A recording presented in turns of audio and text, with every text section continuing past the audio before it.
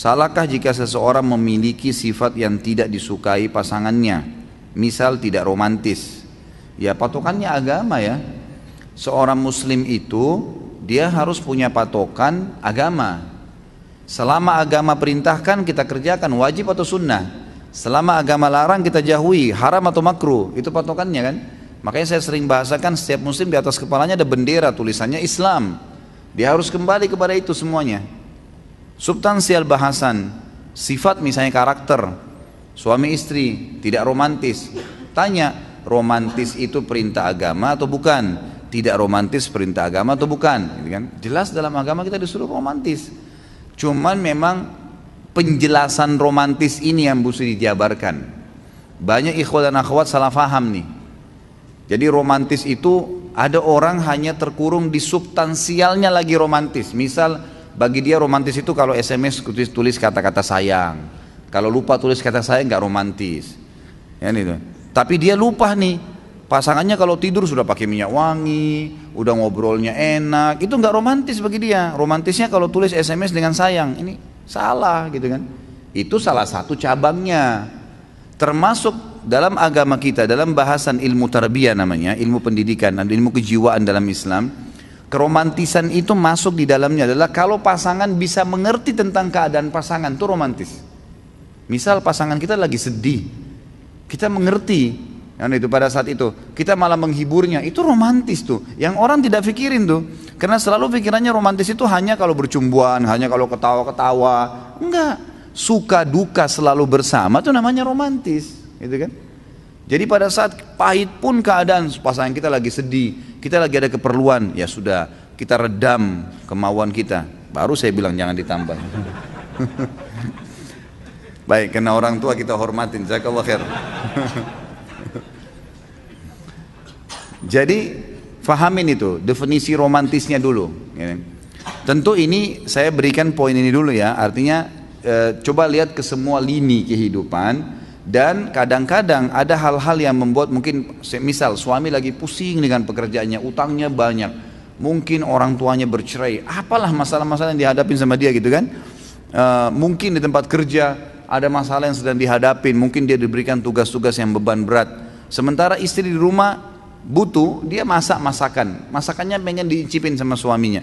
Suaminya pulang telat karena kelaparan di jalan, makan di pinggir jalan. Sudah lapar, sudah nggak tahan lagi. Baik, alami seperti itu. Kemudian dia pulang ke rumah, istrinya bilang makan dong.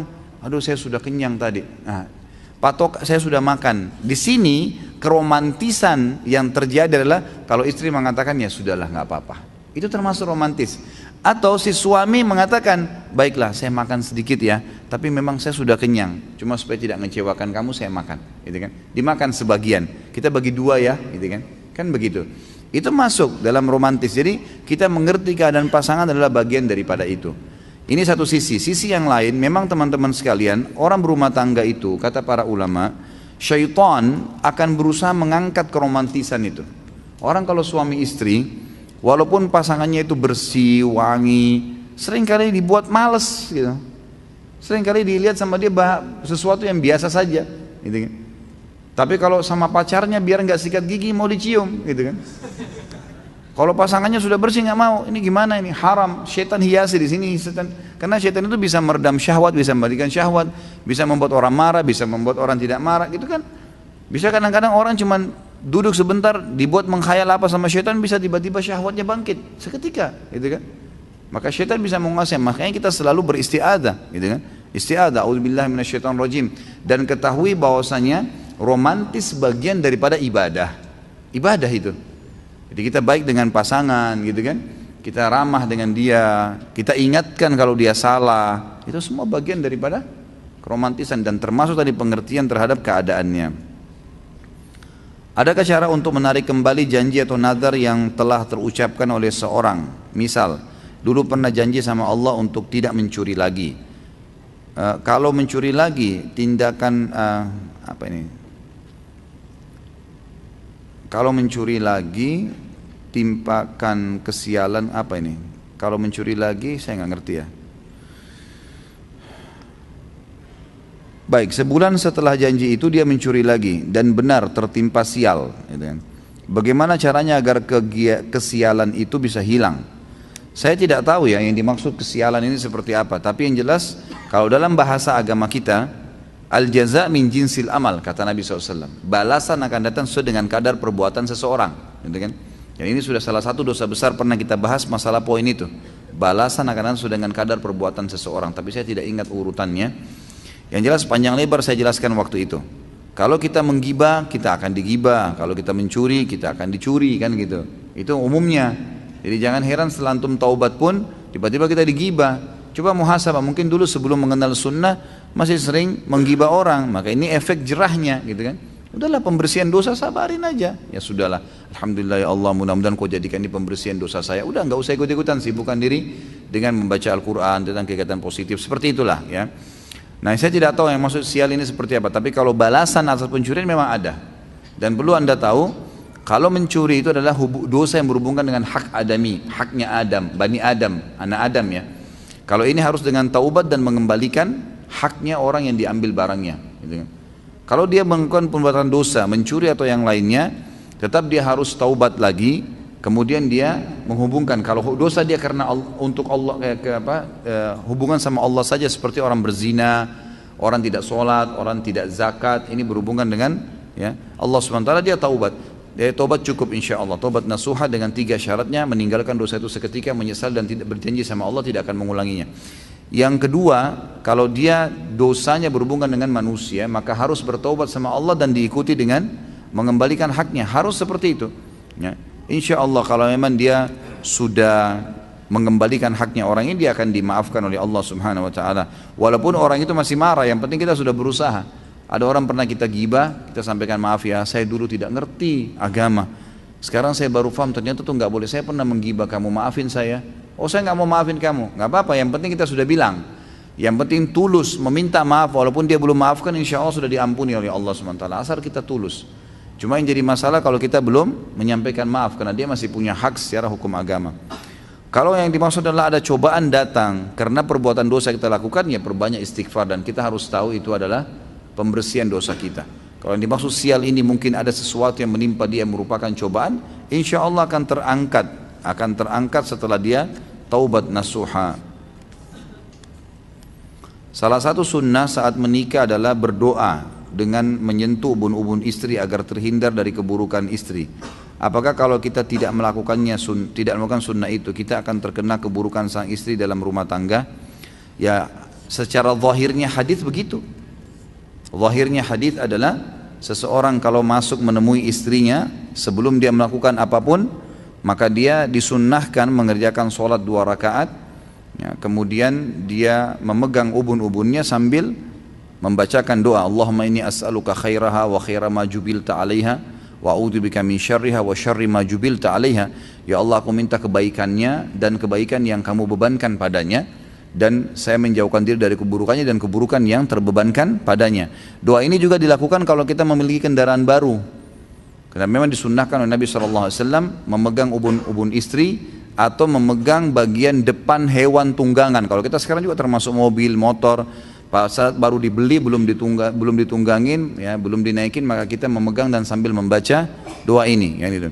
Kalau kembali kepada istri, memang ini doa gitu kan. Dan bagi suami-suami di sini yang hadir ya, gitu. Kalau yang belum nikah ya apa boleh buat, sabar gitu. Jadi yang suami-suami yang hadir di sini tentunya belum terlambat. Kalau dulu antum belum tahu hukumnya dan belum dilakukan, sekarang bisa lakukan. Pulang sebentar, maaf ya saya pegang ubun-ubun, saya mau berdoain dulu gitu kan. Tapi ini didoain ya, karena saya menjalankan sunnah Nabi. Jangan bilang saya doain supaya saya jauh dari keburukanmu, ya, ini kurang tepat gitu. Jadi kita bahasakan karena menjalankan sunnah Nabi SAW. Kiat-kiat apa saja agar doa kita mudah diijabah? Tentu saja ikhlas, ada 5 poin. Ikhlas karena Allah Subhanahu Wa Taala. Yang kedua, tidak tergesa-gesa. Ini sudah sering saya sebutkan dalam mengucapkan dan menunggu dan menikmati proses daripada ijabah doa itu. Kita kalau lapar, ya Allah hilangin lapar saya. Laparnya nggak langsung hilang. Ada prosesnya, dapat makanan. Makanannya pun kalau sudah dipegang di tangan belum hilang. Harus dikunyah dulu. Setelah dikunyah masuk ke perut, diproses dengan usus, baru laparnya hilang. Capek, Allah buat kita ngantuk. Tidur dulu berapa jam, baru hilang capeknya, dan seterusnya. Minum obat dari dokter, dosisnya 3 hari ya, tunggu 3 hari, tunggu proses, jangan tergesa-gesa. Ini termasuk ijabah doa. Dan sementara proses itu berjalan, maka terus terjadi pembersihan dosa dan peninggian derajat. Yang itu. Jadi ikhlas, tidak tergesa-gesa. Yang ketiga itu menjauhkan dirinya dari makanan, minuman, pakaian yang haram. Yang keempat juga menjauhi doa-doa yang haram, ya, tempat-tempat yang haram. Minta kepada pohon lah, keramat, kuburan lah, terus minta sesuatu yang haram, minta dikasih rezeki untuk berzina, itu nggak mungkin. Dan yang terakhir adalah memaksimalkan tempat dan waktu yang mustajab, antara azan dan iqamah, sepertiga malam, gitu kan. Minta kepada orang tua yang masih hidup untuk didoakan, yang masih hidup didoakan. Ini semua insya Allah termasuk hal-hal yang mendasar yang bisa mendatangkan atau diijabahnya doa seseorang. Ustaz jazakallah khair wa jazakallah khairan. Kakak saya sedang sakit. Jika tidak bisa kemari, mohon doanya untuk kesembuhan beliau karena beliau ingin didoakan sama Ustaz. Mau tanya Ustaz, apa hukum mengucapkan laknatullah pada tokoh-tokoh jahat yang belum meninggal? Seperti Presiden Syria Bashar Assad, ya. Taib, ahsanallahu ilaikum. Tentu pertama kita doakan insya Allah, bukan cuma kakak antum tapi seluruh muslimin dan muslimat di seluruh pelosok dunia. Kita yakin Allah SWT sekarang sedang melihat kita karena memang dia maha melihat, maha mendengar. Dan kita memohon dengan namanya Allah yang paling agung, yang kalau dipanggil dengan nama itu Allah, maka secara otomatis dia akan terima doa-doa dan dia akan mengampuni dosa-dosa, agar menyembuhkan kakak antum ini, kakak penanya tadi, dan seluruh muslimin yang sedang tertimpa sakit, dan juga seluruh orang yang sedang terlilit utang, insya Allah dilunasi utang-utangnya. Hukum mengucapkan laknatullah boleh, semoga Allah melaknat, kalau orang itu layak mendapatkan laknat. Semua orang yang telah melakukan perbuatan yang melampaui batas dan sudah sampai padanya kebenaran boleh dilaknat. Ini syaratnya ya, tapi tidak boleh laknat sama sembarangan orang. Nggak boleh karena tetangga kita orang non muslim, kita belum pernah dakwain lalu kita mengatakan semoga Allah melaknatnya. Itu nggak tepat. Tapi kalau kita sudah, dia sering mengganggu kaum muslimin, kita sudah coba ingatin, kita udah kasih buku, udah diingatin macam-macam, ternyata dia lisannya tajam, bahkan dia banyak memerangi muslimin, maka kita boleh mengatakan semoga Allah melaknat. Laknat itu artinya kita mendoakan agar berkah hidupnya diangkat, berkah hidupnya diangkat. Dan ini tidak boleh sembarangan, karena kata Nabi SAW dalam hadis Bukhari, laknat itu kalau terucapkan dari lisan seseorang maka dia akan naik ke langit, maka dia di langit itu akan ditutupkan pintu baginya, dan dia balik ke kiri kanan juga ditutupkan pintu baginya, maka dia kembali ke bumi dan dia temukan juga bumi tertutup baginya, tidak bisa masuk ke dalam bumi. Maka di hadapannya hanya orang yang mengucapkan dan orang yang dijadikan target. Kalau orang yang sedang jadikan target layak mendapatkan laknat itu, maka laknat itu akan ke sana. Tapi kalau tidak layak maka akan kembali kepada pengucapnya, gitu kan. Laknat itu sudah pernah saya sebutkan ya, itu pengucapan doa-doa yang sial, yang tidak baik, seperti mengatakan mobilnya bannya kempes, sial kamu, gitu kan.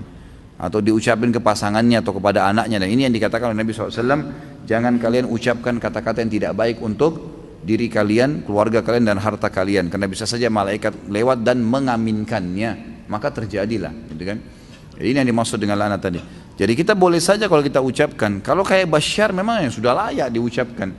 Kalau Bashar itu bukan hanya sekedar diucapkan masalah dia dikena laknat, semoga Allah SWT memang menyelesaikan permasalahan yang sudah dilakukan. Sudah berapa ratus ribu kaum muslimin yang dibantai sama dia dengan tidak merasa itu dosa, gitu kan.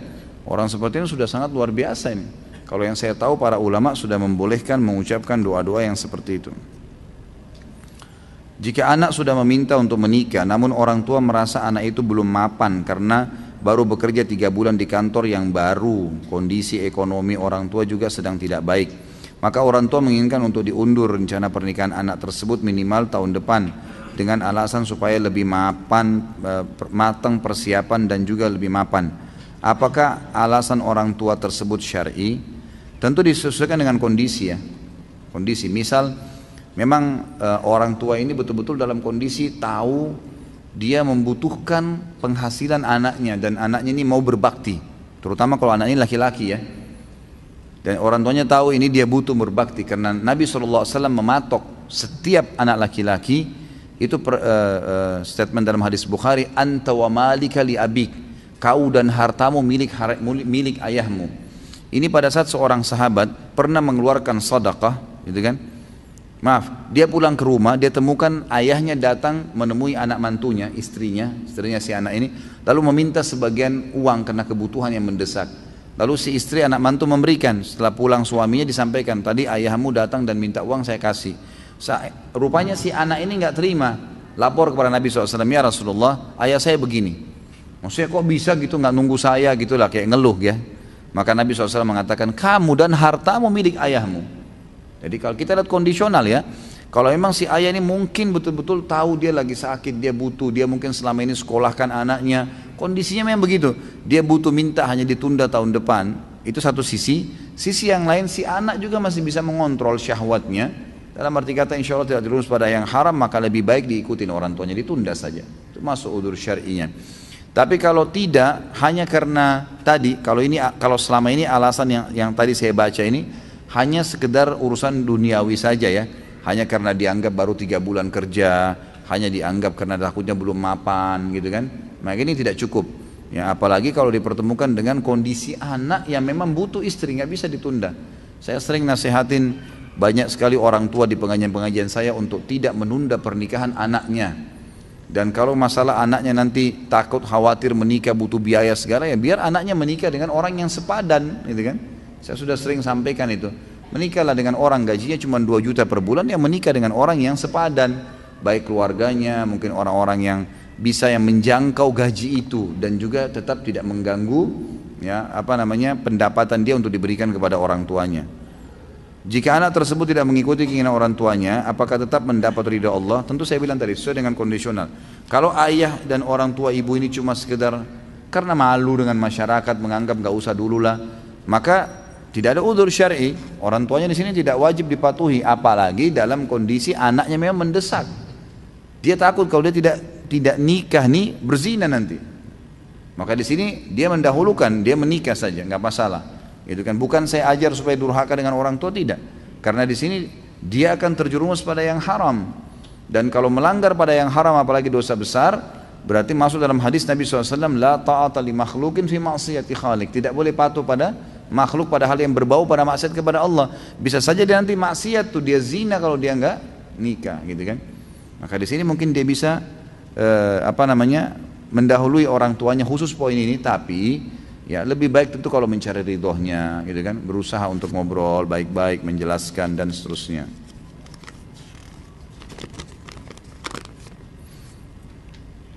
Sebelum tidur saya sholat 2 rakaat dulu, lalu sholat witir karena mau sholat malam. 2 bulan yang lalu saya baca doa, apa ini? 2 malam berturut-turut, tapi tidur saya seperti diganggu setan kali ya. Saya minta tolong, kelak ada yang, saya nggak bisa baca ini. Begini saja, yang punya pertanyaan nanti datang habis materi ya. Tulisnya tidak usah buru-buru. Masya Allah, ini apa nih?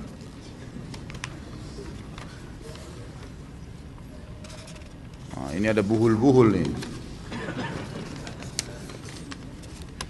Gambar harimau.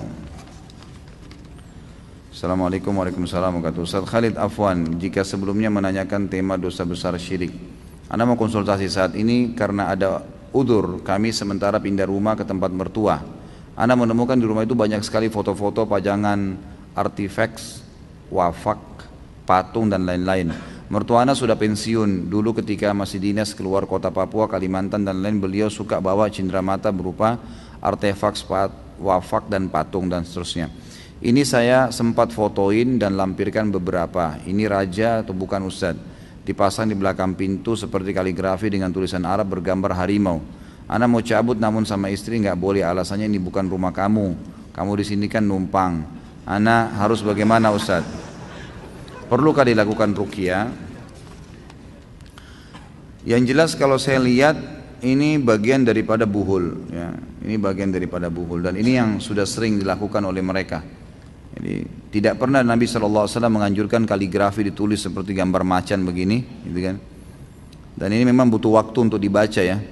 Allahu alam, saya 7 tahun belajar bahasa Arab, ada yang saya tidak bisa ngerti.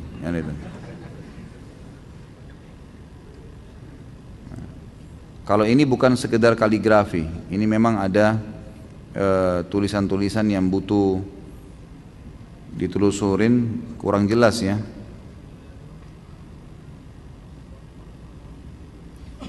Ya, tapi umumnya gambar-gambar seperti ini, gambar pedang, di dalamnya ada tulisan, gambar hewan seperti ini bagian daripada buhul-buhul. Ini biasanya alasannya untuk menjaga rumah, untuk menjaga keluarga dari hal-hal yang buruk. Nah, karena orang Islam yang minta, maka secara otomatis diberikan itu ditulis dalam bahasa Arab. Ini kepala manusia dari batok kelapa, dari irian, dan wafak dari kayu yang diikat serabut dari ekor binatang. Subhanallah. Ya, ini semua bagian daripada buhul-buhul yang saya tahu ya. Kalau bukan diistilahkan juga raja, karena raja yang saya tahu biasanya ditaruh di rumah, ya, di atas rumah, di atap rumah. Kalau ini memang biasanya buhul yang ditaruh di rumah, biasanya ini untuk kekebalan. Kalau yang seperti ini, gambar-gambar ini, atau misalnya menjaga keluarga dan seterusnya. Kalau saran saya memang jangan dicabut dulu, tapi caranya adalah tanyakan baik-baik sama mertua. Pada waktu lagi santai, lagi berdua ngobrol, apalagi mertua kan mahram, walaupun itu misalnya lawan jenis, bisa ngobrol, apalagi kalau ada mertua laki-lakinya ngobrol. Tanyakan kira-kira historinya seperti ini apa sih gitu loh. Pengalaman ini apa ceritanya nih patung yang itu misalnya. Ditanyain dulu semuanya, jadi biar dia jelasin gitu loh. Biasanya kita kalau tahu apa sebabnya orang melakukan satu perbuatan, lalu kita memperbaiki dari sebab itu, insya Allah akan lebih cepat gitu kan. Setelah dia jelaskan semua, tinggal dilihat sekarang apa alasannya. Kalau mungkin cuma sekedar cenderamata dia nggak ngerti, itu lebih mudah tuh. Tapi kalau dia tahu, dia yakin ini punya kekuatan, nah itu yang butuh sedikit ya, sesuatu yang intens. Tinggal dilihat beliau ini seperti apa sih, terima masukan atau tidak, atau mungkin hobi baca buku ya, itu bisa. Kalau hobi baca buku, tepat kita dikasih buku rumah-rumah yang tidak dimasuki malaikat yang sering saya bawa tuh, itu insya Allah bisa diberikan gambaran. Kalau tidak, maka dia yakin itu punya kesaktian dan segalanya, bisa dikasih buku membongkar praktik sihir dan perdukunan. Sudah pernah saya kasih lihat juga bukunya, kecil, harga 12-15 ribu rupiah, diperlihatkan kepada mertua tadi, sambil didoakan tentunya. Jadi saya sarankan memang tidak langsung mencabutnya, karena nanti malah efeknya dia tidak menerima dakwah. Tapi coba duduk, bicarakan seperti tidak ada apa-apa, sambil diambil informasi, dari informasi itulah antum memperbaikinya. Allahu alam. Bagaimana hukumnya ketika dalam sholat berjamaah pada saat tahiyat akhir ada makmum yang melakukan sujud lama sekali, padahal imam takbir dan sudah tahiyat akhir? Bukankah sebagai makmum gerakan kita harus mengikuti imam dan tidak boleh mendahului dan sengaja melambatkan gerakan? Tentu di sini khilaf di antara ulama. Yang paling ringan pendapat Imam Syafi'i rahimahullah, yang mengatakan bolehnya makmum terlambat dari gerakan imam tapi maksimal 3 gerakan. Gerakan tidak meninggalkan gerakan yang ketiga. Misal kita lagi takbir, lagi membaca Al-Fatihah misalnya, gitu kan? Imamnya sudah ruku, Al-Fatihah kita belum selesai. Dalam mazhab Syafi'iyah, dia selesaikan Al-Fatihahnya, gitu kan? Walaupun imamnya sudah ruku, imamnya sami Allahu liman hamidah, dia masih punya kesempatan menyelesaikan Al-Fatihahnya. Tapi dia harus ruku sebelum imam sujud, kan itu, sebelum pindah ke gerakan yang ketiga dari gerakan dasar yang dia lakukan. Tapi kalau jumhur ulama mengatakan dia sudah harus berhenti. Jadi pada saat imamnya Allahu Akbar, dia Allahu Akbar, sami Allahu hamdalah, sami Allahu liman hamidah, dia berdiri gitu loh. Jadi dia ikuti imamnya sesuai dengan sabda Nabi SAW, innama ju'ilal imam liyutamma bihis shalah. Jadi yang saya ketahui, Allahu alam, tidak usah terlalu lama sujudnya ya dalam sholat berjamaah, kecuali imamnya memang cepat sekali ya. Misalnya imamnya itu ada yang tidak faham agama atau tidak faham sunnah Nabi SAW, dia Allah Akbar buru-buru, antum belum baca sekalipun dia sudah bangun. Nah, itu antum bisa pertahankan bacaan 1-3 kali baru berdiri, itu nggak ada masalah. Tapi yang dimaksud sini yang saya tangkap, orang ini memang lama sujudnya gitu kan, sementara imam sudah tahiyat. Ini tidak boleh. Yang lebih kuat pendapat jumhur, tidak boleh. Dia harus segera mengikuti imamnya. Masalah dia mau lama sujud, dia mau lama bacaan lebih tumakninah, nanti dia sholat sunnah sendiri. Insya Allah itu tidak ada masalah. Mohon nasihat Ustadz, kantor mengajukan saya untuk bekerja di kantor klien. Untuk itu pihak HRD mengirim CV saya ke klien untuk direview dan akhirnya disetujui oleh klien. Ternyata pihak kantor merubah CV asli saya dan dimodifikasi agar masuk kriteria yang dibutuhkan klien. Seperti merubah masa kerja saya menjadi 3 tahun, aktualnya 2 tahun, merubah posisi dan jabatan saya dan saya diminta untuk mengaku sebagai karyawan tetap padahal status saya karyawan kontrak. Apakah gaji yang akan saya dapat dari pekerjaan ini halal Ustadz? Karena mengetahui akan kebohongan dan manipulasi data tersebut, saya takut apa yang akan saya dapat ini adalah harta haram. Tentu kalau Anda tahu dari awal nggak boleh, haram, tolak, gitu kan? Tolak. Saya sudah bilang, tinggalkan kebohongan, tidak boleh, apapun alasannya. Kata Nabi SAW, lazimi kejujuran walaupun depan mata kalian kehancuran. Disuruh dusta nih oleh perusahaan, kalau kau nggak berusaha saya pecat lebih baik, gitu kan? Nabi Yusuf alaihissalam disuruh pilih zina dengan tuannya atau masuk penjara, dia nggak peduli. Padahal dia tinggal zina saja enak-enak. Dia tinggal nikmatin sama istri tuannya, semua perempuan-perempuan itu Mesir juga, sampai disebutkan dalam sebuah athar, wanita-wanita dari Mesir itu berkata kepada istrinya, raja waktu itu, kalau dia berhasil mau zina sama kamu, saya juga mau berzina sama Yusuf, yang penting Yusufnya mau, saya bayar berapa saja. Jadi kayak sudah dikontrak nih, asal mau aja. Lalu kata istrinya raja, dia pilih, dia berzina, ikuti kemauan saya atau saya penjara. Yusuf mengatakan apa? Penjara. Haram dan halal, tinggalkan haram, konsekuensinya tertinggal masalah dunia nggak apa-apa. Tinggalkan. Apa yang terjadi? Hanya di penjara sejenak, sebentar. Habis itu Allah angkat derajatnya jadi menteri, kemudian jadi raja, gitu kan? Jadi seperti itu. Makanya kita jangan toleransi tentang masalah seperti ini. Kalau perlu memang itu, kalau kita tahu dari awal. Kalau tidak tahu dari awal, kita tidak tahu sama sekali. Ternyata rekayasa dari kantor, gitu kan? Kemudian kita masuk di sebuah perusahaan, kita sampaikan kepada perusahaan kita yang kerja, maaf ini saya baru tahu datanya Anda buat palsu begini dan saya tidak terima ini, saya nggak bisa. Sudahlah, kau sudah enak kerja? Enggak, saya nggak mau. Silakan tunjuk pegawai lain, saya akan kembali ke perusahaan ini, kan itu. Atau bahasakan, kalau tidak saya bahasakan apa adanya dengan perusahaan yang sekarang saya kerja, perusahaan klien ini. Memang begitu. Kita harus punya prinsip dasar, nggak bisa gitu. Untuk apa kita mau mentoleransi pada hal-hal yang haram? Ya, daripada kita masuk ke dalam neraka gara-gara hal seperti ini, bahasakan. Kalau dia tetap tidak mau, kita bahasakan klien ini sebenarnya datanya itu seperti ini loh. Saya ini seperti ini, saya ini seperti ini. Tapi saya bisa menunjukkan kualitas kerja. Kalau diterima ya sudah, alhamdulillah. Kalau enggak ya sudah, nggak ada masalah. Terus saya berhenti di perusahaan saya, Ustaz. Ya Allah, pemberi rezeki Allah, bukan pimpinan perusahaan kita. Kenapa kita selalu kurung diri kita di situ? Saya sudah bilang kan, jangan kurung diri kita di bingkai kehidupan yang kita buat sendiri. Saya kalau tidak minum kopi pagi hari kepala saya pusing bener nanti, gitu kan. Saya kalau tidak nikah sama orang ini saya gila bener nanti, gitu kan. Gak usah, ya dobrak itu. Insya Allah Allah pemberi rezeki. Amalan-amalan apakah yang dapat menghapus dosa-dosa besar? Taubat nasuha, gitu kan. Yang saya maksudkan adalah dosa-dosa selain berbuat syirik dan durhaka kepada orang tua. Taubat nasuha tentunya. Taubat, tinggalkan dosa itu. Dan saya sudah bilang tadi, kalau dosa itu berhubungan dengan Allah, taubat nasuha. Kalau berhubungan dengan makhluk, diikuti dengan ya mengembalikan haknya. Pak Ustadz, apa hukumnya menggunakan fasilitas perusahaan untuk kepentingan pribadi dan keluarga? Kalau perusahaan bolehkan silahkan. Misal Anda punya jabatan tertentu lalu kemudian dikasih fasilitas mobil, ini silahkan pakai fasilitas mobil. Masya Allah, fasilitas mobil dikasih, gitu kan? Oleh perusahaan dikasih, silakan pakai. Memang untuk dipakai, tidak dikasih syarat misalnya ini hanya untuk dipakai dari rumah ke kantor ya, maka boleh dipakai, terserah untuk kebutuhan keluarga. Atau kalau mau lebih aman tanya, ini mobil yang saya dikasih oleh perusahaan ini, saya bisa pakai untuk kepentingan pribadi enggak? Atau hanya untuk sekedar dari rumah ke kantor? Kepekaan kita bertanya, itu lebih baik, jelas. Oh nggak apa-apa kalau mau keluar, jadi saya kalau mau keluar misalnya weekend, bawa keluarga saya makan, keluar, itu boleh nggak? Oh boleh aja, nggak apa-apa, ya sudah, berarti nggak masalah, gitu kan. Tapi yang tidak boleh ikhwani, ini hati-hati ya, nggak boleh pulpen, kertas kantor dibawa ke rumah, bagi-bagi sama ponakan, bagi-bagi sama keluarga. Ini banyak di kantor saya, ini nggak boleh. Fasilitas kantor nggak bisa, gitu kan. Atau kita pakai telepon sembarangan, nggak boleh. Harus kita tahu yang mana yang boleh-bolehkan, mana yang enggak. Jadi kita bedain, dipilah. Hati-hati, itu akan ada konsekuensinya. Ya, jadi nggak boleh sembarangan memakai fasilitas kecuali yang dibolehkan saja.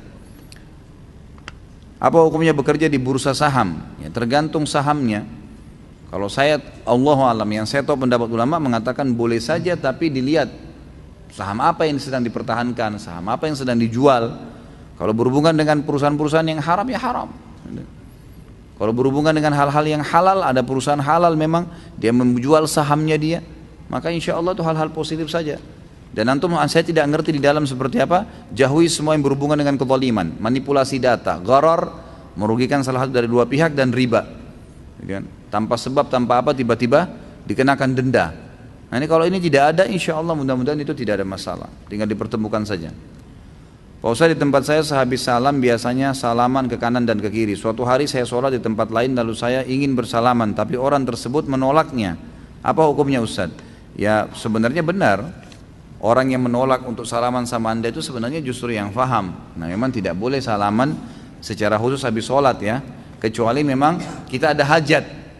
Jadi jangan hubungkan dengan paket zikir habis sholat. Misal teman kita di sebelah atau kita memang mau kenalan sama dia siapa namanya gitu, nggak apa-apa. Tapi kalau habis salam dijadikan sebagai paket, bahkan banyak orang belum zikir sudah langsung salaman, dianggap itu bagian daripada rangkaian sholat dan zikirnya. Ini nggak boleh.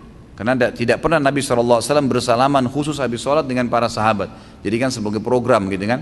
Apalagi sampai berdiri baca salawat semuanya keliling, ini nggak pernah ada sunnahnya. Gitu kan. Kita bukan bicara masalah salamannya. Salaman adalah ibadah. Tapi meletakkan salaman sebagai paket habis sholat, kita harus tahu kiai kita kerjain nggak Nabi Muhammad SAW. Kita punya guru dan kiai harus diikutin gitu kan. Supaya nggak salah, karena dia utusan Allah Subhanahu Wa Taala, dan apa yang kita ikutin yang beliau lakukan dan tinggalkan apa yang beliau tidak contohkan, maka akan diterima oleh Allah Subhanahu Wa Taala. Itu berarti sesuai dengan apa yang Allah mau. Dan jangan sampai menambah-nambah ibadah, karena Nabi Muhammad SAW tidak meninggal dunia kecuali sudah menyampaikan semua yang Allah inginkan. Ya, kalau orang yang nambah-nambah ibadah ini sama, dia bilang maaf Rasulullah, saya lebih tahu daripada anda. Ya, Rasulullah sudah sampaikan. Kalau diingatkan Rasulullah nggak kerjakan, akhi nggak apa-apa. Loh kok nggak apa-apa? Nabimu, kiaimu nggak kerjain, kamu bilang nggak apa-apa, nggak boleh dong. Gitu. Harusnya kita tidak boleh menambah, karena kalau terbuka pintu ini, setiap orang muslim bebas mengerjakan apa yang dia mau, maka apa yang tertinggal dari agamanya Allah, gitu kan? Ini tentu tidak ada. Gitu. Mohon tipsnya Ustadz untuk selalu bisa menahan amarah dalam segala hal. Fahamin pertama, marah itu bagian daripada larangan agama. Itu kan sebagian ulama mengatakan emosi dan marah yang bukan ada penyebabnya, bukan karena agama, maka itu bagian daripada dosa, tidak dibolehkan, gitu kan? Emosional. Dan Nabi SAW mengatakan bukanlah ya, keperkasaan, kejantanan, kebijaksanaan, kedewasaan diri daripada marahnya orang, suaranya yang keras, banting-banting barang, bukan itu, gitu kan? Kata Nabi SAW, tapi kedewasaan, kebijaksanaan, ya, keperkasaan diri daripada pada saat orang itu bisa mengontrol emosinya. Jadi tips saya yang pertama adalah fahami itu larangan dalam agama. Tips yang kedua, hindari semua pemicunya. Apa saja pemicu? Pemicu marah itu dijauhin. Apa saja yang kira-kira membuat kita selalu marah, ya itu kita dihindarin, gitu kan? Kalau mungkin teman-teman yang sering olok-olok jadi kita marah, ya hindari teman-teman itu, gitu kan? Jadi kita hindarin semua fasilitas itu. Dan insya Allah kita baca atau penanya bisa membaca fadilah dan pahala orang yang sabar. Sabar berarti dia meredam emosi itu ya. Bolehkah kita mendoakan kebaikan kepada teman kita yang non muslim? Boleh saja. Misalnya yang paling baik itu hadiah paling baik Anda doakan supaya dapat hidayah. Boleh. Ya Allah berikan hidayah. Bolehkah kita mendoakan non muslim agar sembuh? Boleh kalau dari penyakitnya. Gak ada masalah kita doakan. Yang tidak boleh kita mendoakan kalau dia sudah meninggal dalam keadaan kufur lalu kita doakan, ini yang tidak boleh setahu saya. Sebagaimana dalam riwayat dikatakan Nabi SAW mengatakan saya menziarahi kuburan ibu saya, kemudian Tuhan saya minta izin kepada Tuhan saya menziarahi kuburan ibu saya diizinkan, dan saya minta agar beristighfar untuk ibu saya tidak diizinkan karena Aminah meninggal dalam keadaan kufur menyembah berhala ibu Nabi SAW, gitu kan? Maka Allah tidak izinkan untuk itu. Nabi Nuh alaihissalam waktu anaknya tenggelam, Allah Subhanahu Wa Taala tidak izinkan dia untuk ya, tidak dikabulkan doanya agar anaknya diselamatkan karena meninggal dalam keadaan kufur. Nabi Ibrahim alaihissalam ayahnya, gitu kan? Jadi kita lihat banyak sekali. Nabi Lut istrinya dengan Nabi Nuh juga. Ya. Bagaimana cara membayar hutang kepada orang yang berjualan, sedangkan orang tersebut sudah tidak berjualan di tempat tadi? Jadi kalau memang tidak ditahu sama sekali ya sudah sedekahin aja. Semua utang yang kita tidak sempat bayar dan tidak ditemukan lagi orangnya, maka sedekahkan saja dengan nilai itu. Kalau kita tahu tentunya tempatnya, mungkin ada yang kenal dia. Apalagi kalau di tempat kajian ya, kalau di tempat kajian itu biasanya bisa kita tanyain kepada siapa yang sering hadir di situ, mungkin mereka tahu. Kalau sama sekali tidak ditemukan, sedekah saja. Jika seorang kafir yang terlebih dahulu menutup hatinya dari jalan Allah Subhanahu wa taala, bagaimana dengan seorang bayi yang terlahir dan orang tuanya yang kafir, yang otomatis menjadikan bayi tersebut seorang kafir? Apakah bayi tersebut juga terlebih dahulu menutup hatinya kepada Allah Subhanahu wa taala? Tentu saja tidak. Tentu saja tidak. Semua orang, kata ulama, sampai detik terakhir sebelum meninggal Allah datangkan sinyal hidayah, semua. Enggak terkecuali. Kalau antum punya teman orang-orang kafir, coba lemparkan pertanyaan-pertanyaan. Kamu tahu enggak tentang Islam? Umumnya tahu. Kamu pernah dengar tentang Islam? Kamu pernah baca buku tentang Islam? Ada enggak keluarga kamu yang Islam? Umum semua jawabannya ada, iya, gitu kan? Mereka dapat sinyal hidayah. Anak ini dalam keadaan kafir. Kemudian kalau dia dewasa, mulai dia beranjak, Allah SWT berikan terus petunjuk tuh. Terus diberikan petunjuk, sinyal. Tinggal dia peka menangkap. Kan saya sudah pernah jelaskan ikhwani. Tidak mungkin Allah SWT turunkan tangan dari langit, tapi Allah SWT datangkan sinyal, gitu kan? Misal kita dengarkan azan, ada peringatan tuh, ada dalam hati kita bisikan dari para malaikat tuh, waktunya sholat, gitu kan? Kalau kita peka tangkap, kita sholat, ya kita dapat pahalanya, gitu kan? Seperti itulah, jadi sinyal datang selalu kepada setiap orang. Apakah dengan menyerahkan segala puji hanya untuk Allah SWT adalah cara yang paling tepat untuk kita bisa berbuat ikhlas? Tentu saja, ya, tentu saja. Kita semua segala satu karena Allah itu adalah ikhlas. Ustaz, saya pernah mendengar dikarenakan doa para alim ulama yang menunda Allah untuk menurunkan azabnya. Tolong perjelas di suatu negara, tolong perjelas. Tentu saja ya, apa saja yang dibacakan oleh orang-orang mukmin berdoa itu menjadi penyebab. Ya, orang mukmin itu kalau dia berdoa, dia mengingatkan kaumnya sambil dia mengingatkan juga kesalahan-kesalahan yang dikerjakan oleh orang-orang, insya Allah itu termasuk bisa saja jadi penghambat azabnya Allah datang. Benarkah statement ini tidur adalah istirahat untuk raga atau badan kita, sedangkan istirahat untuk jiwa atau ruh kita ialah beribadah kepada Allah SWT, sholat, baca Al-Quran? Saya tidak pernah tahu kalau masalah istirahat, tapi yang saya tahu nutrisi, ya, makanan untuk tubuh jelas bagi kita. Kita selalu kejar tuh, jadwalin makan pagi, makan siang, makan malam. Ruh kita yang di dalam badan juga punya makanan, dan makanannya dia adalah agama, ilmu, iman, amal saleh. Ustaz, apa ciri atau kriteria ulama yang dimaksud dalam Al-Fatir ayat 28? Apa nih surahnya? Ayatnya apa tuh? Saya nggak hafal ya, nggak ingat sekarang.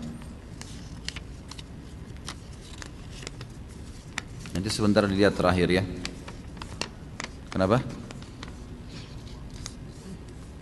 Apa? Innama yakhsyallaha min ibadil ulama. Itu yang ditanyakan. Ya, ulama secara umum ya. Ulama itu jamak daripada alim yang berarti memahami hukum halal haramnya Allah.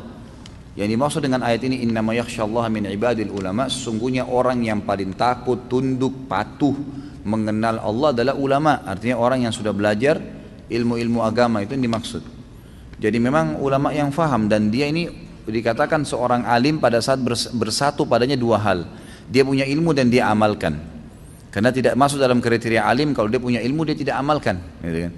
Jadi tidak dimasukkan dalam kategori alim yang memang bisa masuk dalam ayat ini ya. Yang dalam arti kata dia akan tunduk patuh sama Allah. Karena kalau yang patuh tunduk sama Allah itu yang memang yakhsha, ya dia takut kepada Allah, itu adalah orang yang punya ilmu dan diamalkan. Seseorang bekerja pada perusahaan pemasok tenaga kerja, dalam kurung perusahaan A. Perusahaan A tersebut memasok tenaga kerja ke perusahaan B. Setelah orang tersebut diterima di perusahaan B, baru diketahui bahwa perusahaan A memperbagus atau menambah biodata orang tersebut agar memenuhi minimum persyaratan perusahaan B. Sama tadi ini ya. Apa yang harus dilakukan oleh orang tersebut dan bagaimana status gajinya? Sama dari jawaban saya dengan yang sebelumnya.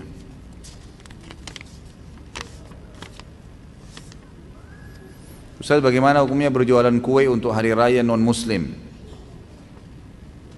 Saat ini kami berjualan kue berdasarkan pesanan, yang mana ada kolega kami non-muslim yang memesan kue kami untuk disajikan pada hari raya mereka. Mohon nasihatnya Ustaz. Setahu saya tidak boleh. Setahu saya tidak boleh. Karena kita tidak boleh mendukung apapun yang berhubungan dengan ibadah mereka. Tidak boleh. Kata Nabi SAW, ya, man tasyaba biqaumin fahuwa minhum. Siapa yang ikut-ikutan dengan satu kaum, dalam arti kata mendukung semua yang berhubungan dengan kaum itu yang salah, maka dia golongan dari orang itu. Itu pertama. Kemudian juga Nabi SAW mengatakan dalam hadis lain, hadis sahih riwayat Imam Ahmad, kalau ahli kitab Yahudi Nasrani sedang beribadah, jauhilah, karena laknat Allah sedang turun kepada mereka. Ini hadis sahih, gitu kan? Jadi memang kita dilarang. Allah alam, yang saya tahu lebih baik jangan, ya, ambil pesanan orang-orang muslim atau orang non muslim tapi yang sifatnya tidak berhubungan dengan ibadahnya. Kita punya rumah makan, non muslim pesan makanan untuk dia makan pribadi, untuk keluarganya, ini tidak ada masalah. Tapi kalau sudah berhubungan dengan acaranya, maka tidak boleh. Berkenaan dengan uban yang Ustadz sampaikan, bagaimana dengan kedudukan hadis bahwa uban akan menjadi cahaya pada hari kiamat, hadis Abu Daud? Enggak bertolak belakang kan? Enggak bertolak belakang. Artinya tadi kita sebutkan uban itu kalaupun ada, dia akan menjadi cahaya hari kiamat. Ya, itu tidak bertolak belakang. Nabi SAW punya 3 lembar uban, itu akan jadi cahaya. Kalau antum maksudnya adalah lebih baik uban semua daripada rambut hitam, nah ini mungkin bahasan sendiri, gitu kan? Yang kita lihat adalah bagaimana Nabi SAW secara kondisi fisiknya begitu ya, secara kondisi. Dan pernah Abdullah bin Umar radhiyallahu anhuma, beliau memiliki jenggot ya, yang sebagian lembarnya berwarna putih. Lalu Nabi SAW suruh untuk diberikan warna-warna merah ya, ke warna merah dan bukan warna hitam, sehingga tidak kelihatan putih itu. Dari Nabi SAW seperti itu berlakunya yang saya tahu. Anda memiliki usaha di bidang kuliner, yang mau Anda tanya, kalau untuk karyawan sistem pemberian tunjangan kesehatannya bagaimana Ustaz? Karena kalau BPJS kan belum halal. Yang saya tahu Allahu alam, antum lowongkan saja persentase bulanan untuk kesehatan ini, atau kalau tidak maka pada saat dia sakit, gitu kan, ditulis di akad kerjanya, kalau sampai pegawai ini sakit dan membutuhkan biaya, maka akan ditanggung oleh perusahaan, atau ditanggung oleh perusahaan 50% kah, gitu kan? Kalau ada operasi, kalau ada enggak, kalau sakit-sakit ringan ya dia biayai dirinya sendiri. Itu yang saya tahu, yang saya bisa beritahukan. Karena kalau ngikutin asuransi maka bahasanya kemana-mana lagi nih, kan itu. Cukupkah istighfar dan bersyukur sebagai obat hati, atau atas semua kesalahan yang lalu? Allahu alam, yang saya tahu untuk mengobati hati cukup insya Allah, mudah-mudahan ya. Artinya dengan istighfar berarti mengakui kesalahan, dengan bersyukur maka insya Allah itu satu hal yang positif, insya Allah cukup untuk mengobati penyakit hati. Bagaimana balasan Allah? Tentu ini juga dengan dikeluarkan penyakit-penyakit hatinya ya, biar juga banyak istighfar, biar juga banyak bersyukur. Tapi kalau penuh dengan hasud maka sama saja. Sama tadi kalau ruangan itu, ini ada tulang-tulangnya, makanan bekasnya dibersihkan nih, tapi jendela sama pintunya dibuka, ada lagi sebentar sejam kemudian kotoran lagi, maka sama aja gitu kan. Bagaimana balasan Allah terhadap dosa yang telah lalu dalam konteks sebab dan akibat? Apakah akan dihabiskan di dunia atau akan disisakan di akhirat nanti? Tentu kalau dia taubat bersih, udah nggak ada. Karena kata Nabi SAW dalam hadis sahih riwayat Abu Daud, at-taubatu tajubbu ma qablah. Ya, at-taubatu tajubbu ma qablah. Jadi taubat itu membersihkan semua yang lalu-lalu. Jadi sudah tidak ada lagi, asal dia taubat insya Allah. Apabila kita dizalimi seseorang, dapatkah kita memohon percepatan balasan? Kan sudah saya jelasin tadi. Boleh saja, tapi lebih baik kalau kita minta diberikan hidayah. Jika terlambat bangun setelah matahari terbit, masih bisakah kita sholat subuh? Bisa, tapi dengan syarat bukan disengaja, bukan sengaja ya. Dalam arti kata gini, memang antum tidur kebablasan bangun, atau sempat terbangun cuma kayak orang tidak sadar tidur lagi, memang tidak bisa menguasain diri, maka itu tetap sholat. Tapi kalau ada orang emang dasarnya sudah dengar azan subuh, nggak mau sholat, gitu kan? Emang dia nggak mau sholat, ditunda, bukan ditunda, memang dia tidak mau sholat. Mungkin setelah terbit matahari di kantornya, terus kemudian teman-temannya pada cerita semalam ada pengajian begini, terus dia sadar, oh iya berarti harus sholat ya. Nah kalau dia mau sholat subuh lagi sudah nggak boleh, karena dia sengaja tinggalin tadi. Kalau tidak sengaja ditinggalin insya Allah bisa. Bagaimana cara agar hati tetap bersih sementara ada orang-orang yang terus menguji kita supaya hati kita jadi kotor? Ya, saya bilang tadi, batasi hubungan sama mereka. Ya, kontek-kontekan semaksimal mungkin kita batasi semua. Orang-orang yang bisa menyebabkan masalah dengan kita secara imaninya, hati kita jadi kotor, ditinggalkan. Kalau bisa ditinggalkan malah lebih baik, gitu kan, diputus kontak. Cari orang-orang yang bisa menjadi pendukung kita untuk bisa membersihkan hati itu. Bagaimana cara menghindari zina dan riba? Ya, paling pertama baca dulu hukumannya. Saya sarankan Anda membaca sebentar, bisa di search, di Google, ditulis hukuman bagi orang yang berzina, hukuman bagi riba. Baca tuh ancaman-ancamannya Allah di situ. Itu yang paling pertama, kiat pertama. Jadi Anda punya informasi kenapa saya harus tinggalkan. Karena selama ini yang membuat orang tidak mau tinggalkan karena dia belum tahu ada apa di belakang itu. Kita tidak mau mengerjakan satu perbuatan karena kita tidak tahu dapat apa di situ tuh. Misalnya perbuatan baik nih. Kalau ada orang malas sholat karena dia belum tahu ada apa di sholat tuh. Dikasih apa sama Allah. Kalau dia baca janji-janji Allah, insya Allah poin pertama akan terdongkrak hatinya untuk mau mengerjakan. Sama halnya dosa. Dia terus mau mengerjakan karena dia belum tahu ancaman Allah di situ, maka dia cari tahu ancaman Allah, gitu kan? Itu yang pertama. Yang kedua, jauhi semua fasilitas yang mendukung itu. Tontonan yang didengar, tidak boleh lagi lihat semua itu, memang ditutup, ya. Jangan buka. Karena Allah mengatakan a'udzubillahi minasyaitonir wala taqrabuz zina, jangan dekatin zina itu. Jangan mulai SMS, jangan mulai telepon, jangan mulai nanya, tidak perlu, sudah tutup aja, gitu kan? Udah selesai, tutup, memang begitu. Dan insya Allah kata Nabi SAW, man taraka syai'an lillah abdalahu khairan min. Siapa yang meninggalkan sesuatu karena Allah, Allah akan gantikan yang lebih baik. Di dalam sebuah hadis yang diriwayatkan oleh Abu Hurairah bahwa Rasulullah SAW bersabda, barang siapa yang melihatku di saat tidur, maka seakan-akan dia melihatku pada saat terjaga dan syaitan tidaklah dapat menyerupaiku. Juga hadis yang diriwayatkan dari Abdullah bin Mas'ud bahwasanya Rasulullah SAW bersabda, barang siapa yang melihatku di saat tidur maka sungguh dia telah melihatku. Sesungguhnya syaitan tidak bisa menyerupaiku. Hadis Tirmidzi, dan dia berkata hadis hasan sahih. Apabila Ustaz Khalid pernah bermimpi bertemu Rasulullah SAW dan di mimpi tersebut beliau memberi nasihat yang belum pernah ada dikatakan pada zaman beliau kepada Ustaz Khalid dan berpesan agar disampaikan juga kepada umat muslim yang lain. Apakah Ustaz Khalid akan menyampaikan walaupun itu hal baru? Tentu saja tidak. Tentu saja tidak, karena mustahil bertemu antara pesan Nabi SAW yang datang dalam mimpi dengan apa yang telah beliau ajarkan. Jadi ulama juga membahas masalah mimpi ini. Yang pertama, hadis ini benar, tidak ada yang kita ragukan. Kalau orang lihat di dalam mimpinya Nabi SAW, maka itu adalah Nabi SAW. Tapi perlu diketahui, Ibnu Sirin menjelaskan dalam masalah takwil mimpi dengan panjang lebar. Perlu diketahui, mimpi yang disebutkan ketemu Nabi SAW adalah mimpi yang memang yang sedang dilihat benar seperti apa yang disebutkan ciri fisiknya Nabi SAW. Misal memang Allah perlihatkan kita melihat secara fisik memang Nabi SAW, bentuk alisnya sudah disebutkan bagaimana, warna kulitnya. Kalau misal maaf, ada orang mimpi Nabi SAW tapi orangnya pendek gemuk, itu nggak benar. Karena Nabi SAW apa ciri fisiknya? Tinggi besar kekar, kan beda. Alisnya Nabi SAW berwarna hitam seperti busur panah. Kalau dia lihat dalam mimpi alisnya warnanya merah misalnya, itu berarti bukan. Walaupun tersirat di dalam hatinya ini adalah Rasulullah, karena dipertemukan dengan ciri. Karena ini bisa saja gitu kan. Jadi memahami hadis ini adalah kata Ibnu Sirin harus dipertemukan juga dengan hadis-hadis yang lain yang menyebutkan tentang ciri Nabi SAW. Yang kedua kata beliau, kalau seandainya fisik Nabi nggak kelihatan, ada kadang-kadang orang mungkin cuma lihat punggung, ada kadang-kadang orang cuma lihat dengar suara, alasannya itu adalah suara Nabi SAW. Maka kata Ibnu Sirin harus dilihat pesan yang disampaikan itu, apakah pesan sesuai dengan pesan Nabi SAW di zamannya atau bukan. Kalau bukan berarti itu bukan Nabi SAW. Karena di sini kata-kata melihat Nabi lebih tepat secara harfiah adalah melihat fisik Nabi, gitu kan? Melihat memang Nabi SAW. Melihat Nabi SAW, memang betul-betul seperti itu, gitu kan? Saya pernah mengalami melihat Nabi SAW pada saat saya pertama mengisi materi sirah. Itu saya lihat dalam mimpi saya sendiri, Nabi SAW lagi di hadapan saya, dan kebetulan wajah beliau itu sangat dekat, dan saya mempelajari dalam hadis Bukhari tentang ciri Nabi SAW.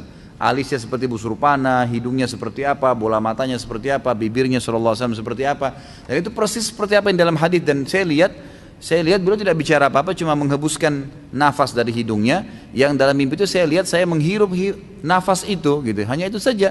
Kemudian saya terbangun. Maka saya sangat yakin itu Nabi SAW.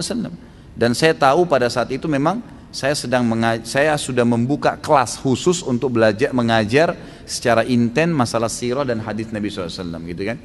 Itu yang saya tahu. Jadi di sini perlu kita ketahui, melihat Nabi SAW dalam hadis Bukhari tadi dan Tirmidzi adalah melihat utuh Nabi SAW, melihat utuh, kita lihat minimal wajah. Nah, kalau kita cuma ini ya, kalau lihat utuh maka itu berarti Nabi SAW. Dan pastikan tidak mungkin Nabi SAW menyampaikan dalam mimpinya apa yang bentrok dengan apa yang ada dalam hadisnya, itu nggak mungkin. Karena tidak mungkin Nabi SAW mengajarkan hal yang salah gitu kan. Itu kan hal yang baru berarti.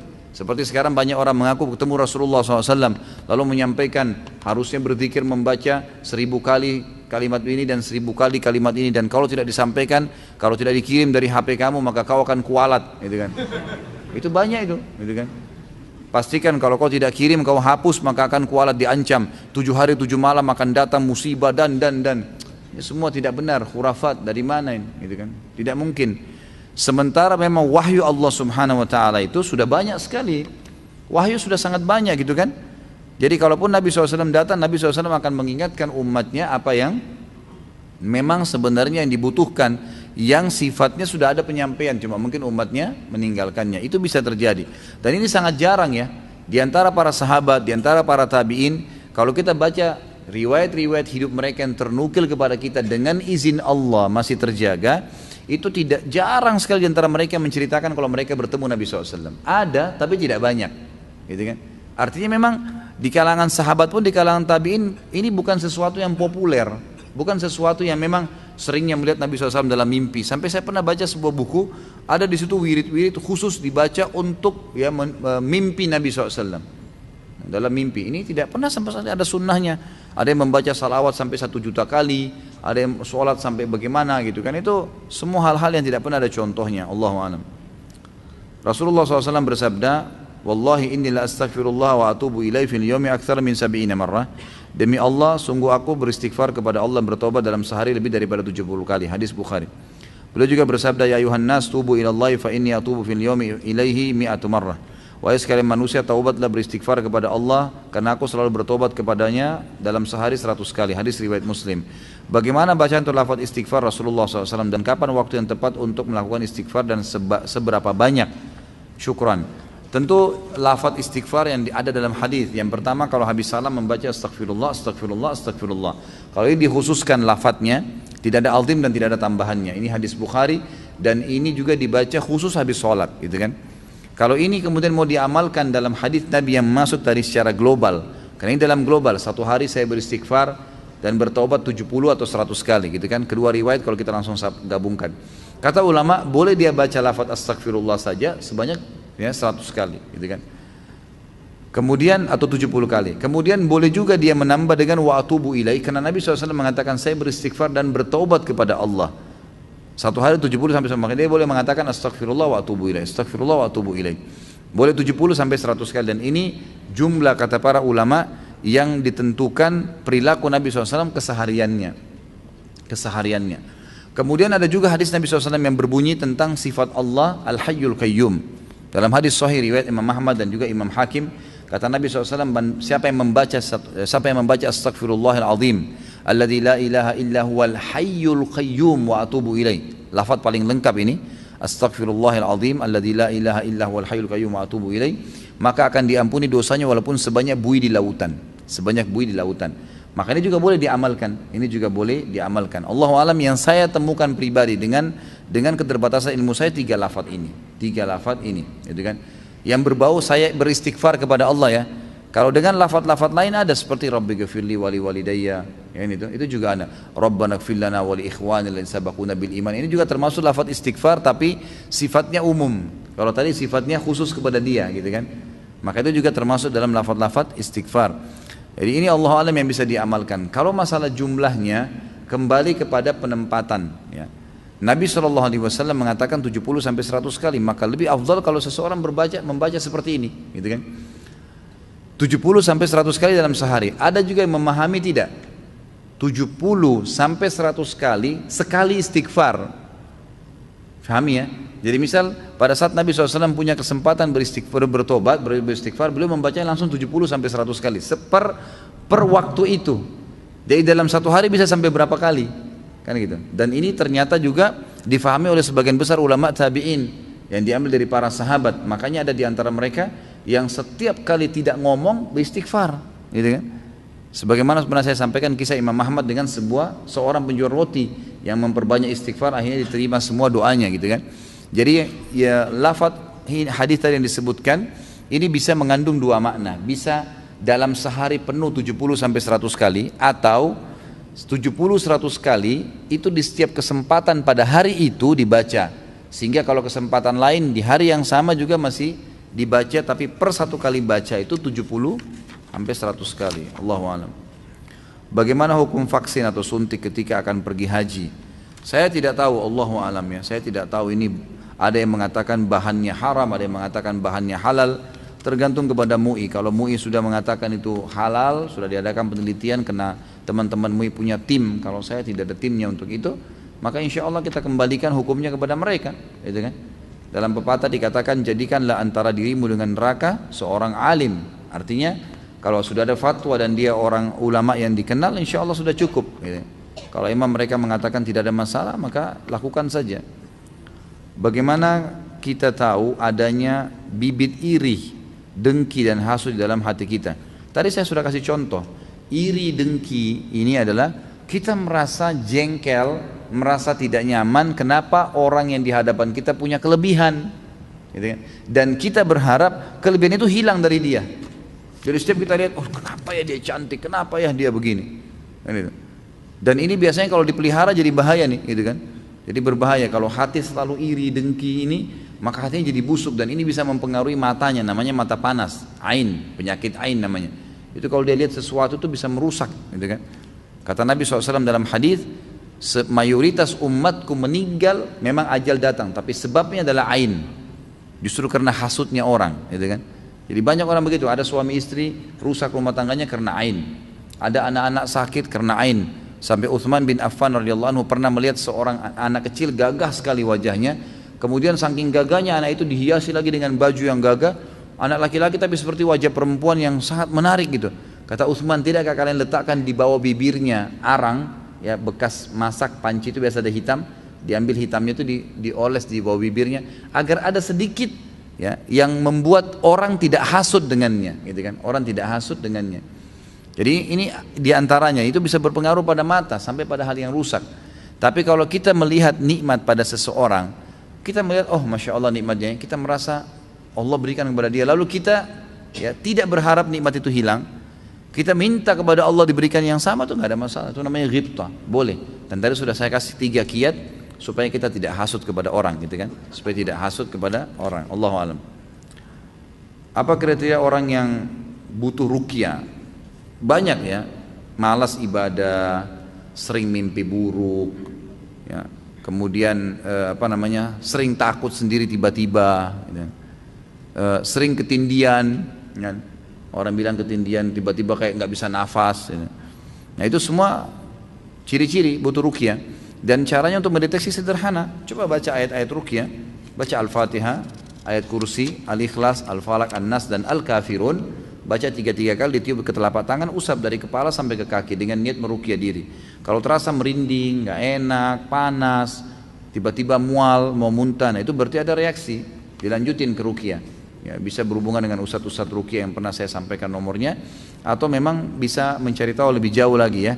Banyak, ada bahasan sendiri sebenarnya, ada bahasan di YouTube tentang bahasan saya masalah ruqyah. Bisa berobat dengan dengan ruqyah pribadi, mandiri tadi, bisa juga meminum air yang ditaruh daun bidara, ya, kemudian mandi dengan air bidara, itu semua termasuk bisa dilakukan gitu. Atau minta tolong sama para ustadz-ustadz kita yang memang sudah menjalankan itu, ya, meruqyah orang-orang. Saya sudah ngasih tahu orang tua saya tentang sunnah, tapi beliau tetap kekeh pada pendiriannya tentang tahlilan. Bagaimana cara supaya orang tua saya kembali ke sunnah? Kalau sudah disampaikan, tugas anda sudah lepas. Selebihnya doakan saja. Selebihnya doakan kepada Allah SWT, karena kita tidak punya cara lain. Yang penting sudah dijelaskan kebenaran pada orang yang sedang salah. Mau tanya tentang hadis ini, apakah untuk kalangan kita atau orang-orang fasik, Ustaz? Sesungguhnya yang termasuk yang paling aku cintai di antara kalian adalah paling dekat majelisnya dariku pada hari kiamat. Sungguhnya orang yang paling aku cintai di antara kalian dan paling dekat majelisnya dariku pada hari kiamat adalah orang yang terbaik akhlaknya di antara kalian.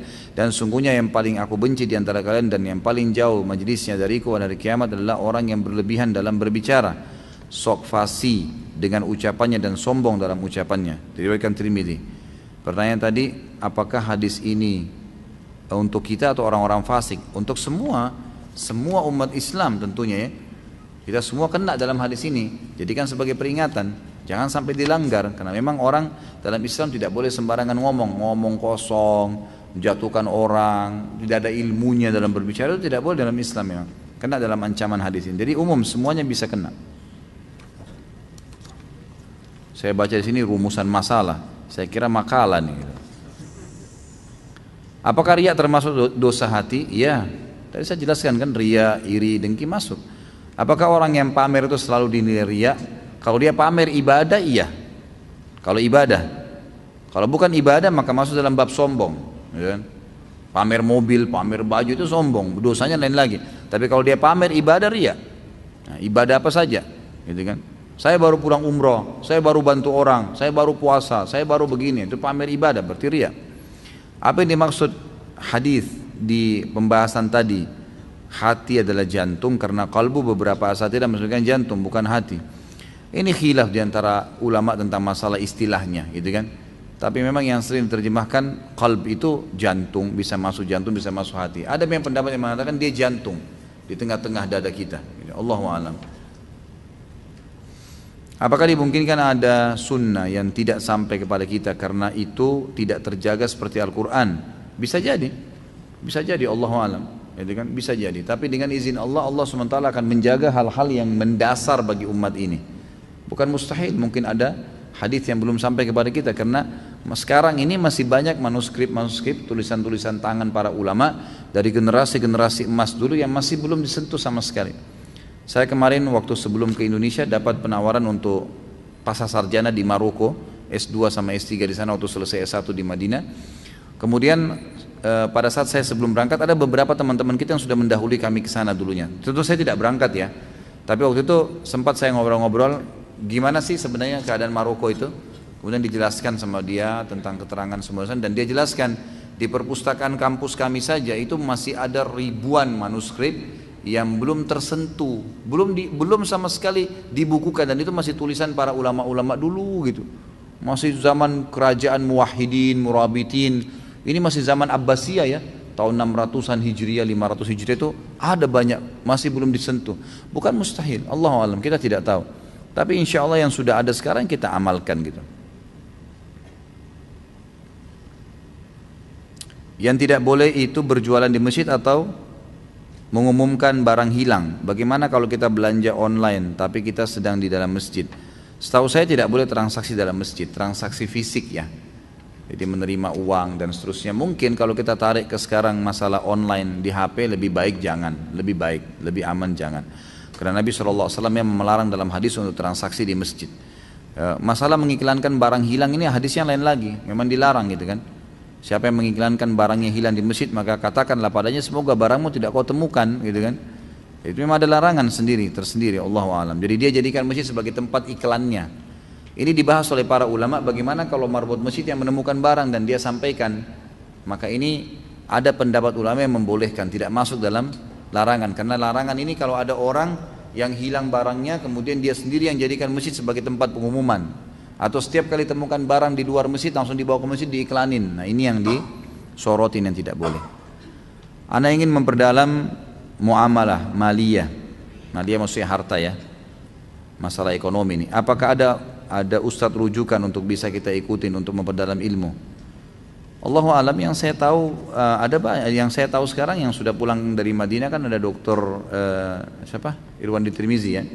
Kemudian yang lain saya tidak pernah secara khusus tahu, tapi mungkin ya umumnya, insya Allah umumnya teman-teman yang sudah pernah belajar apalagi tamatan dari fakultas syariah Itu umumnya bisa dijadikan sebagai rujukan. Saya tidak ingat sekarang nama-nama mereka, tapi insya Allah tuh tanya saja. Ya, kalau mereka terutama tamatan Mesir, tamatan Madinah, tamatan Mekah, tamatan Mesir, dari Timur Tengah, yang insya Allah bisa dijadikan rujukan. Doakan kita semua agar bisa berangkat haji bersama Ustadz tahun ini. Hai, insya Allah. Kalau tahun ini saya nggak tahu ya, karena saya sendiri belum dapat visa gitu. Tapi insya Allah mudah-mudahan ya, kita tidak tahu. Kalau mungkin kita berangkat di tahun-tahun akan datang, insya Allah mudah-mudahan Allah SWT mudahkan. Istri ana kurang suka janggut ana panjang. Apa ini? Apa ini ya? Dia minta janggut ana dipendekin. Apakah ana harus ikuti istri ana atau haruskah ana cari penggantinya?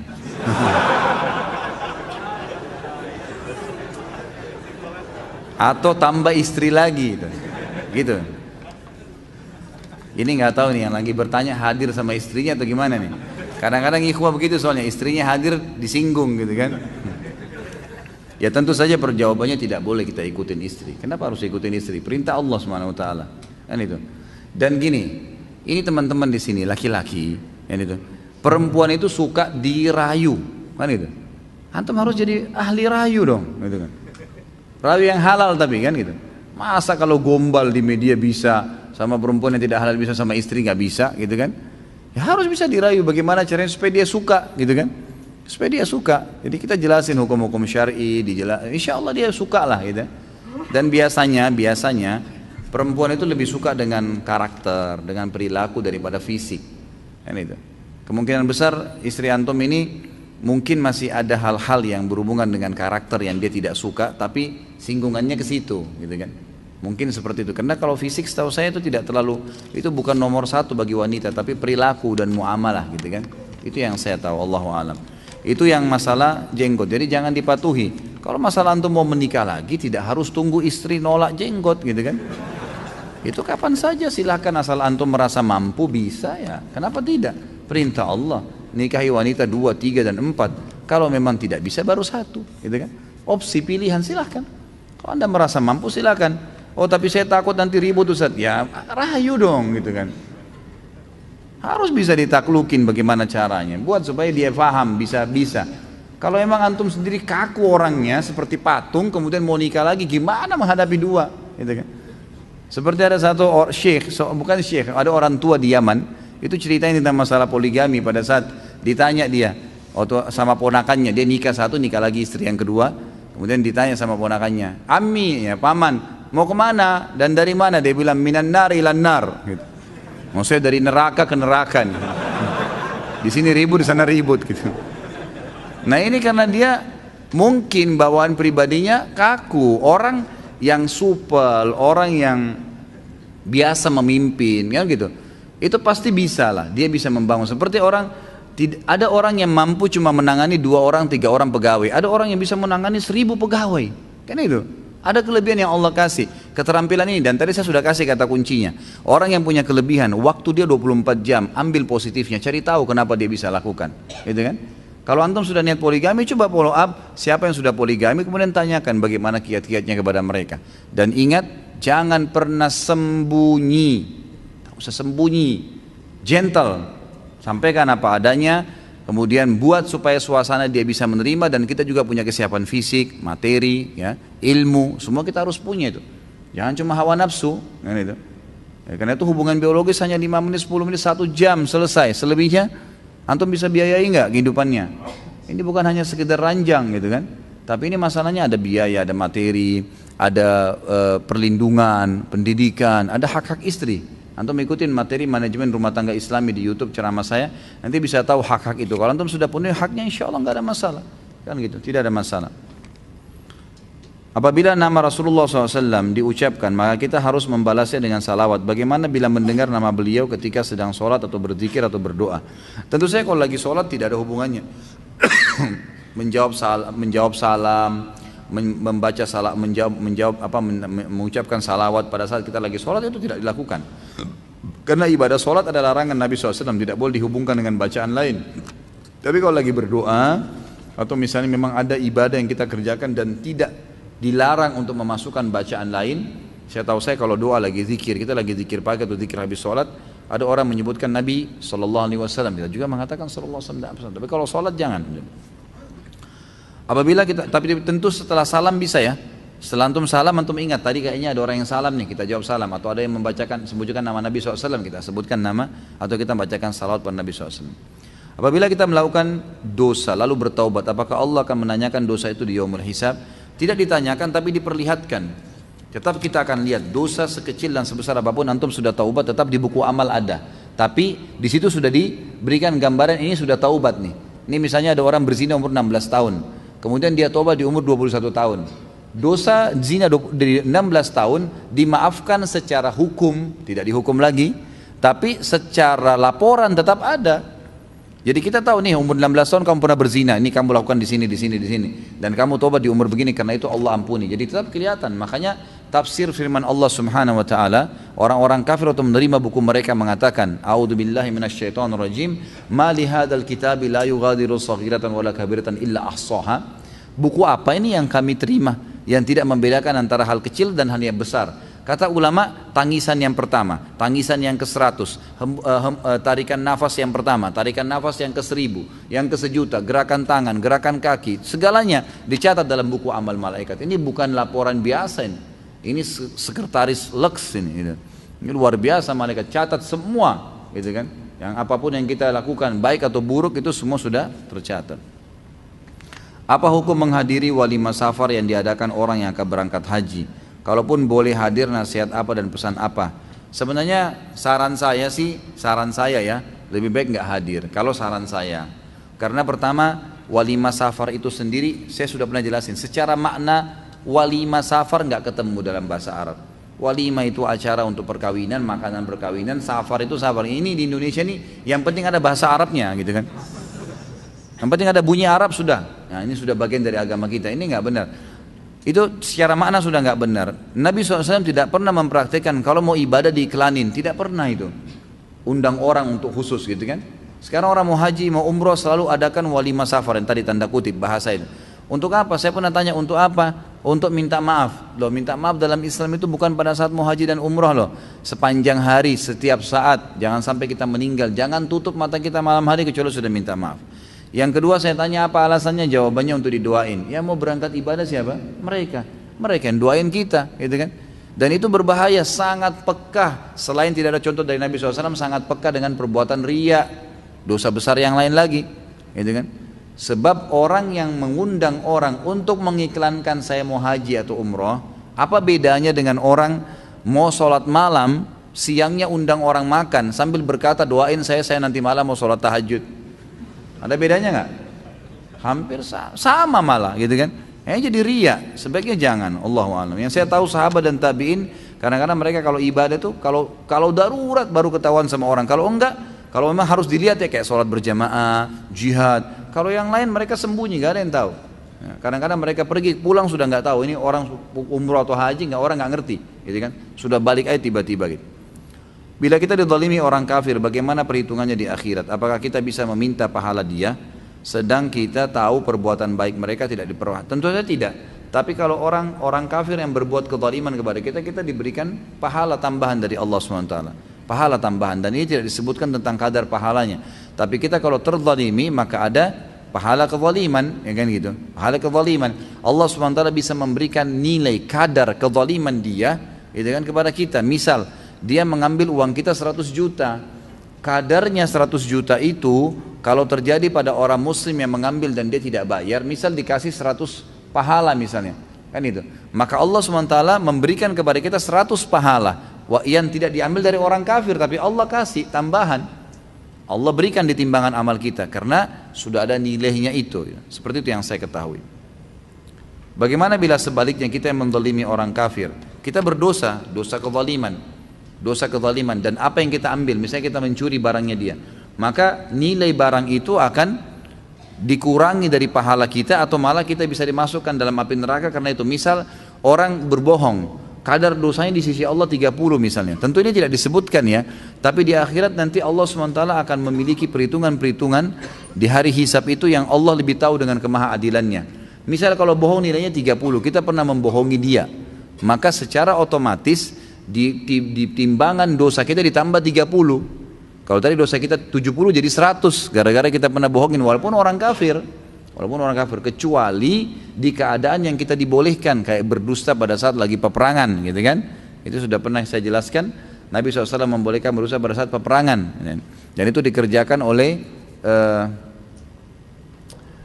siapa namanya, sahabat yang masuk Islam di perang Khandaq ya. Itu Ma'in bin Mas'ud ya, radhiyallahu anhu. Ini beliau masuk Islam, kemudian akhirnya memporak-porandakan pasukan Ahzab itu dengan membuat sebuah tipu daya antara suku Quraidah Yahudi dengan orang-orang kafir Quraisy. Itu yang saya ketahui. Baik, ini pertanyaan terakhir ya. Saya waktu dulu sekitar setahun atau 2 tahun yang lalu saya pernah berantem dengan seseorang. Nah sekarang setelah saya pikir-pikir, saya ingin meminta maaf padanya supaya tidak ada kebencian di hati lagi. Saya sudah mencoba invite pin orang tersebut tapi tidak di ACC selama berhari-hari. Jadi saya tidak bisa meminta maaf, sepertinya dia masih marah pada saya. Pertanyaan saya, bagaimana caranya saya meminta maaf? Banyak kan cara, masa harus di-invite dulu baru minta maaf? Bisa SMS, bisa telepon, masa saya harus ajarin gitu ya? Kan bisa banyak cara. Kalau tahu tempatnya datangin, kirim surat, apalah, banyak cara gitu kan. Jadi bisa minta maaf, apalagi kalau kita tahu orangnya di mana gitu. Dan kalau saya sudah minta maaf berulang kali tapi dia masih marah, apa yang harus saya lakukan? Apakah sudah diterima maaf saya? Kalau kita ikhlas insya Allah sudah. Kalau hanya sekedar masalah-masalah yang berhubungan dengan hal yang tidak perlu dikembalikan ya. Tapi yang jelas kalau ada yang berhubungan dengan hal yang harus dikembalikan, seperti misal kita mengambil barangnya harus dikembalikan, tidak cukup minta maaf. Mencuri barang, kita menggibah, kita pernah merusak nama baiknya, kita perbaikin nama baiknya dia gitu kan. Jadi kita boleh telepon, dari mana Ustaz saya mulai ya? Dari orang yang ingat, siapa orang yang pernah kita hubungin gitu kan. Mungkin kita pernah hubungin siapa gitu kan, kita bisa hubungin dia. Ini yang pertama kali saya telepon dulu, oh teman saya si dulu saya pernah telepon dulu kamu tentang si fulan tuh salah ya. Saya gibah dia, saya berdosa, tolong jangan disebarin, saya sudah bertobat sama Allah. Siapa lagi kira-kira yang ingat, hubungin lagi, seperti itulah gitu kan. Jadi itu insya Allah akan bisa membantu kita. Mungkin begitu teman-teman sekalian. Subhanakallahumma bihamdika asyhadu an la ilaha illa anta astaghfiruka wa atubu ilaik. Wassalamualaikum warahmatullahi wabarakatuh.